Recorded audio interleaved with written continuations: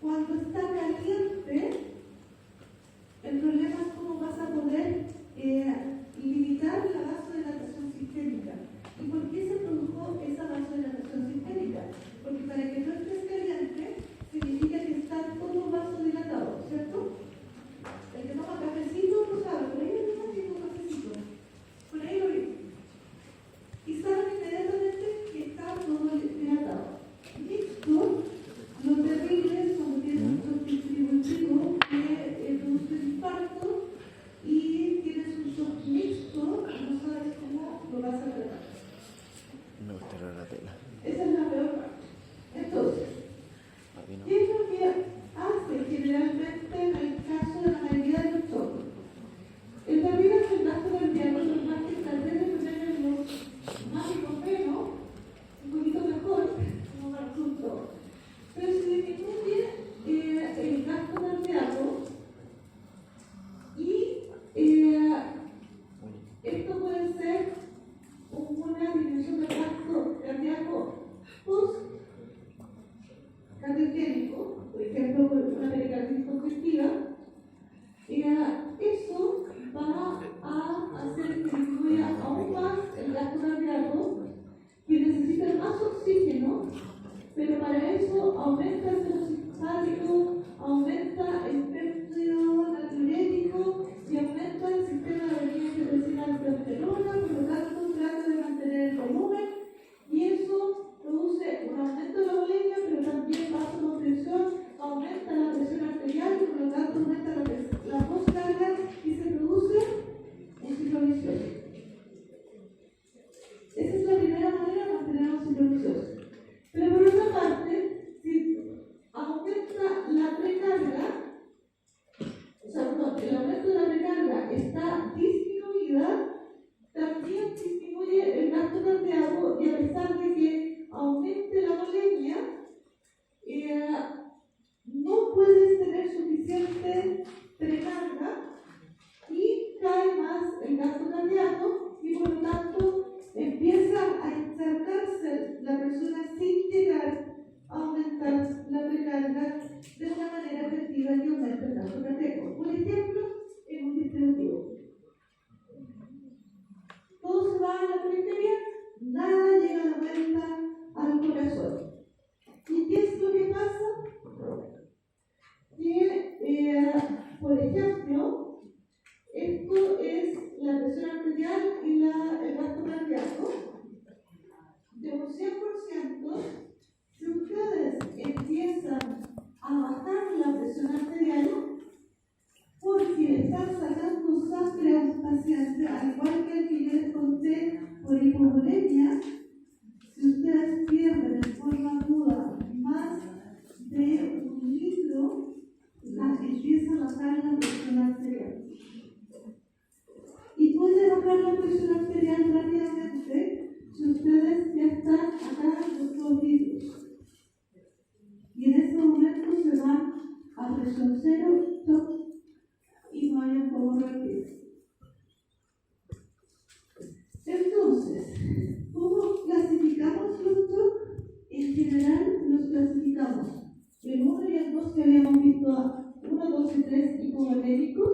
El hipovolémico claramente es porque la precarga disminuye y por lo tanto disminuye el gasto cardíaco y como disminuye el gasto cardíaco y aumenta la resistencia vascular sistémica, la presión arterial trata de mantenerse, pero empieza a bajar finalmente a menos que reponga ese volumen. En el caso del cardiogénico, que tenía que ver con el shock cardiogénico y el shock obstructivo, en este caso tenemos que la precarga es bastante baja con respecto al gasto cardíaco. Por lo tanto, la precarga es alta con respecto al gasto cardíaco. No lo puedo decir, pero por ahí está. Igualmente, el gasto cardíaco baja la frecuencia vascular sistémica es alta para mantener la presión arterial.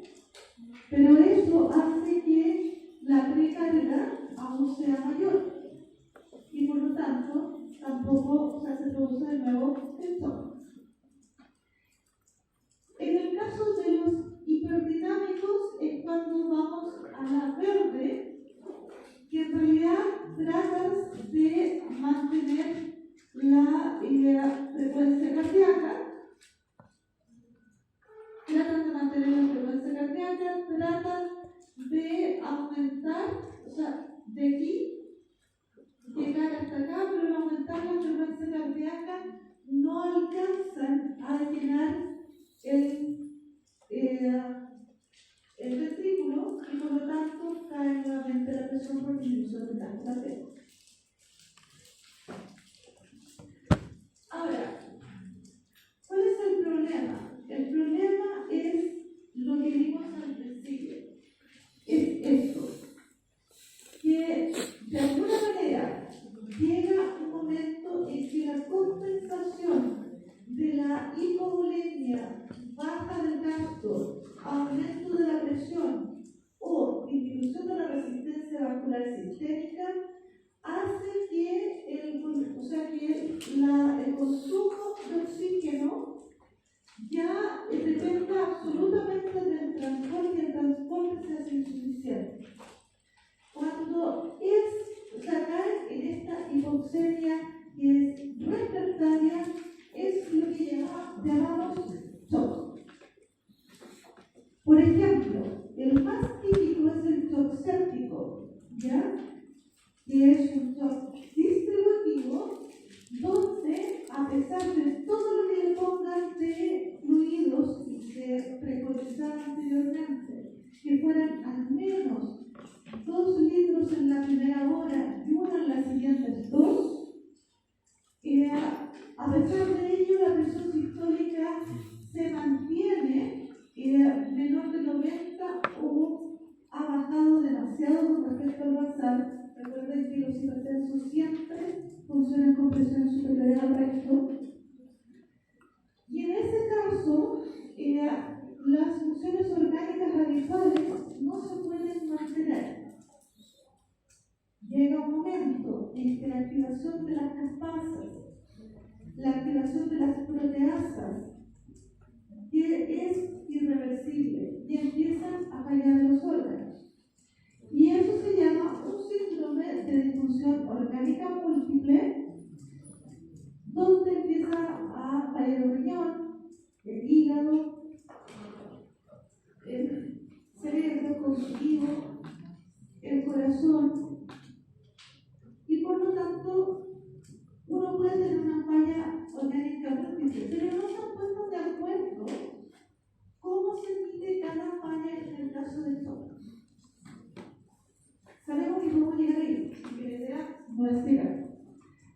¿Cuál frecuente del shock séptico es el más frecuente? ¿Ya? Sobre todo en la UCI o en la UPC, donde tiene que ver mayormente con la comorbilidad, es la principal causa de muerte en la UCI, ya sea en pacientes dentro o los que operan pacientes. ¿Ya? Las infecciones han ido aumentando, el shock séptico ha ido aumentando con el tiempo. En los últimos años hablamos de 1990 cuando empezó a verse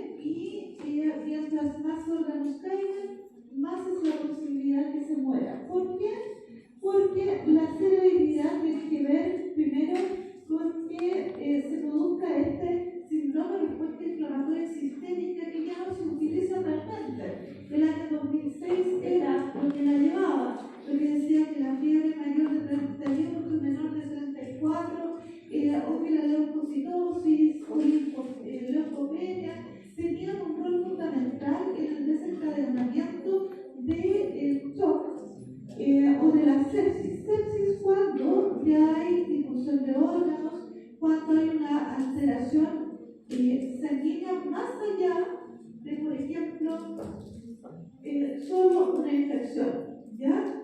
Cuando sigue siendo respondedora a volumen y a tratamiento. Cuando es un shock séptico, cuando ya no responde a tratamiento, se eleva el lactato y aumenta, por lo tanto, la posibilidad de muerte. La sepsis es la respuesta deleteria inadecuada del huésped a la infección. Si esto lleva falla de órganos, es parte de la sepsis, pero si no responde al tratamiento, es un shock séptico. ¿Cuál es la causa? Depende, o sea, tienen que pensar que no todo el mundo le pasa, y ese es uno de los problemas, porque tiene que ver, uno, con el microorganismo y el organismo son los principales, pero no porque tú tengas un estafilococo te vas a morir de sepsis, o no porque por ella tengas una pseudomonas se va a morir. A lo mejor la tiene toda la vida, está colonizada y no le pasó nada. Entonces tiene que ver entre la respuesta de la circulación del huésped inflamatoria y coagulante aguda y también la interacción con el microorganismo. ¿Ok? Entonces, de alguna manera, lo que suele producirse es que tiene que llegar la respuesta inflamatoria que le pasaron al principio, que hay un agente que produjo una lesión. Como ese agente produjo una lesión, entonces van a llegar las células inflamatorias y van a aislarlo. Y para eso, lo que hacen es activar una serie de procoagulantes, se produce una especie de tapón y aumenta la presión para que salga una serie de salga plasma hacia el intersticio que disuelve al agente tóxico y que aísla al agente tóxico, pero es local. Es una respuesta local con la idea de atrapar a este microorganismo. ¿Qué pasa si tu cuerpo se equivoca y piensa que todo tu cuerpo está hecho con ese microorganismo? Va a producir una coagulación diseminada, va a producir una inflamación diseminada o sepsis y va a producir una alteración de la permeabilidad vascular en la microcirculación. Entonces, va a llegar a una lesión orgánica, o sea, sistémica, con hipotensión, daño pulmonar, daño cardíaco, renal y finalmente la muerte. ¿Qué es lo que se piensa? Es que hay un reclutamiento y una coagulación y función de NEX, pero que de alguna manera las células innatas se equivocan al presentar. Es una de tantas hipótesis. Es una interacción entre el patógeno y el receptor que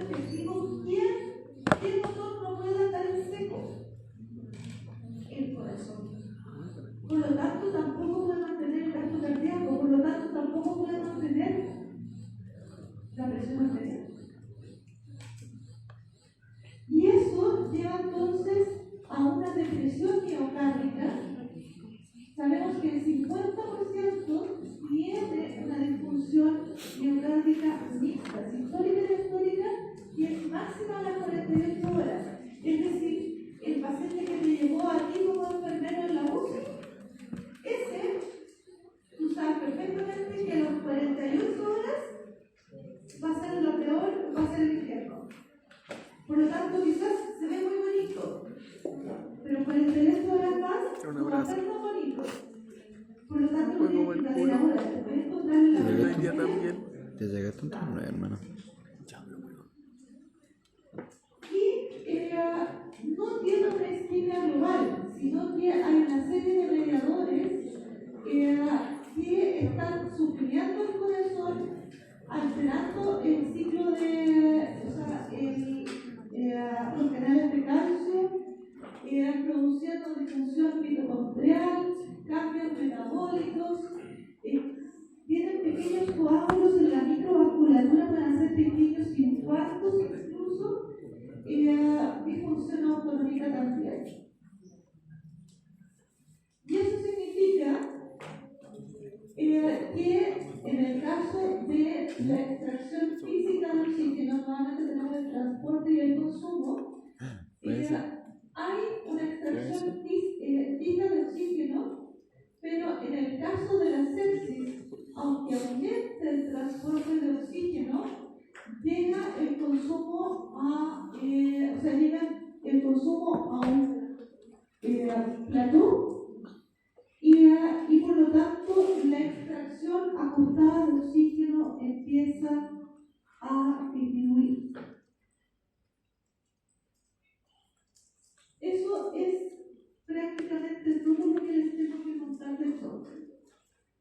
¿Qué es el resto de las cosas que les podría haber contado de esto? Me preguntaron si es que hay algún material que les pueda pasar. Les voy a apuntar material con respecto a la insuficiencia coronaria,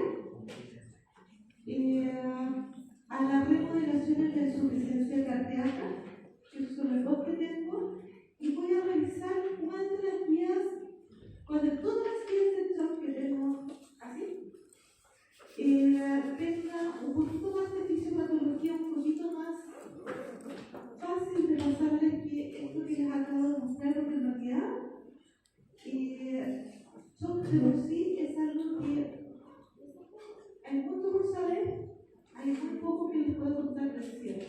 Lo único que les puedo contar es que la alteración del transporte versus consumo de oxígeno es la que llega finalmente, o sea, llega a un punto crítico donde se hace irreversible posteriormente.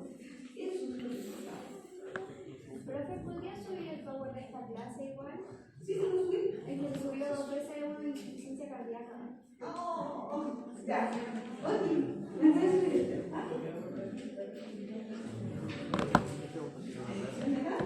Pregunta si hay otra clase o no. Queda una más. Queda una clase más, pero el profe no ha llegado. Por eso tenemos que ver como la clase 40. Para que podamos almorzar tranquilo. Pero si termina la 1:30, queda una más del otro profe. A mayor transporte, más oxígeno sale. ¿Cierto? Pero se supone que tus tejidos necesitan cierta cantidad. Por lo tanto, si tú aumentas el gasto cardíaco y aumentas y produces una vasodilatación, no necesariamente vas a tener mayor consumo de oxígeno. De hecho, si tú tienes un desbalance entre consumo y aporte de oxígeno y empieza a aumentar la muerte celular, la extracción de oxígeno a nivel periférico disminuye. Si tú además de eso le aumentas la permeabilidad vascular y aumentas el espacio entre el vaso sanguíneo, la hemoglobina y las células, no alcanza a salir todo el oxígeno para que esa célula lo pueda obtener por la distancia. ¿Sí? Eso comunicación cada vez sea menos estable. Por lo tanto, ¿vas a aumentar el transporte de oxígeno? Sí, lo vas a aumentar porque tienes una base de la presión periférica con la disminución de la resistencia vascular sistémica. ¿Sí?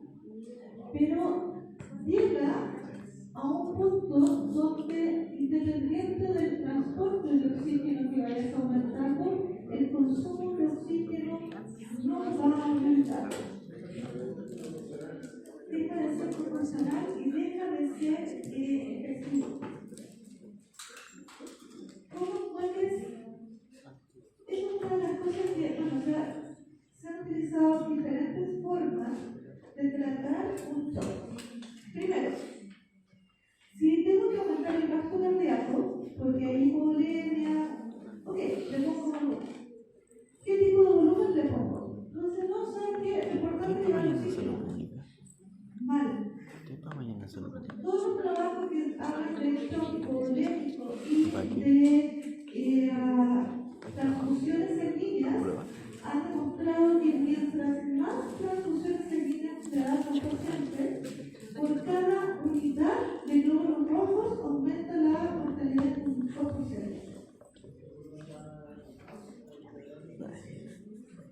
No saben por qué. No, yo te hice la misma pregunta y no me contaron. No. ¿Ya? Segundo, vas a aumentar la hipovolemia, o sea, vamos a aumentar con suelo fisiológico. Tampoco se ha mostrado que sea mejor que hay un debate permanente entre el uso de suelo fisiológico como volumen para transportar y para mantener la volemia y el gasto cardíaco y el bicarbonatato. Aparentemente, la volemización con el bicarbonatato es mejor que con suelo fisiológico. Vamos a la segunda parte. Vamos a tratar ahora uno que sea cardiogénico. Para tratar el cardiogénico, tú tienes varias formas de hacerlo. Uno es que el volumen circulante efectivo y la poscarga sean lo suficientemente buenos para llegar a una precarga óptima que aumente la contractilidad. Para eso disminuye un poco la poscarga y aumentas la precarga de tal manera que tu volumen se mantenga. ¿Con qué lo haces? Con droga vasoactiva. ¿Ya? Ahora, ¿cuál es la posibilidad? Por ejemplo, la mayoría usa norepinefrina, pero eso, si bien aumenta la contractilidad, disminuye, aumenta también la resistencia vascular sistémica. Por lo tanto, va a aumentar el gasto, pero también la resistencia vascular sistémica y se mantiene la presión arterial que se baja. ¿Cuál es la posibilidad? Usa alguno que tenga mayor inotropismo o que aumente la contractilidad cardíaca más que cronotrópico. Recuerden que el gasto cardíaco tiene que ver con el volumen inyectivo, inotrópico, y la frecuencia. El otro aumentaba la frecuencia, más que la contractilidad, entonces aumenta la contractilidad con pirrenona. Pero eso disminuye a buscar. Entonces tienes que, y de hecho se te potencia. Eso me pasó ahí. Entonces, si eso sucede, tú tienes que ver cuál es la posibilidad de mantener ese gasto cardíaco. Si tú no mantienes el gasto cardíaco, es eso. En este caso, estamos hablando del shock séptico y cómo puede producir una disfunción. En este caso, el shock séptico, que es la mayoría del shock, aunque sea mixto, tú tienes que tratar de identificar si es un paciente con insuficiencia cardíaca. ¿Qué es más importante? ¿Mantener la función del corazón o mantener la resistencia vascular sistémica? Si es por un shock séptico que lo hizo descompensarse, quizás tiene que mantener la resistencia vascular sistémica de alguna manera. Y aquí sí que le volvemos a tomar epinefrina de 0 mucho más. ¿Ya? Y para que te sirva mucho más, lo que tú haces es directamente apretar esos vasos sanguíneos de tal manera de que no siga saliendo, pero no significa que vas a mejorar la solución a la presión osmótica, por ejemplo, intravascular. Ahí supuestamente usamos lumina, pero el lumina no se ha demostrado que funciona. ¿Sigo? Eso es lo que generalmente, o sea, yo realmente a los enfermeros no creo que alguien de aquí alguna vez espero verlo el día de mañana en una UPC. Porque si hacías, ¿qué voy a hacer? Porque la capacidad que tienen los enfermeros y enfermeras de UPC es sacarle el sufre. De verdad, son geniales.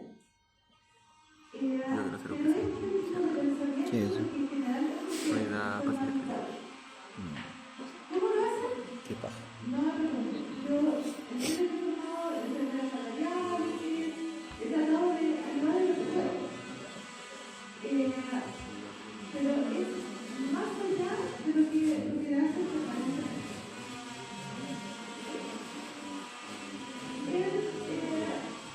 Este caso explosivo, lo primero que tienen que tratar es la causa.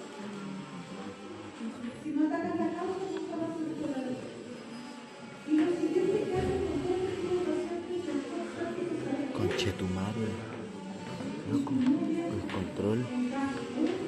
o el consumo de oxígeno. ¿Cómo disminuir el consumo de oxígeno? ¿Le doy tarea para la casa o para el doctor? Ok, lo bueno es la interpretación. ¿Cómo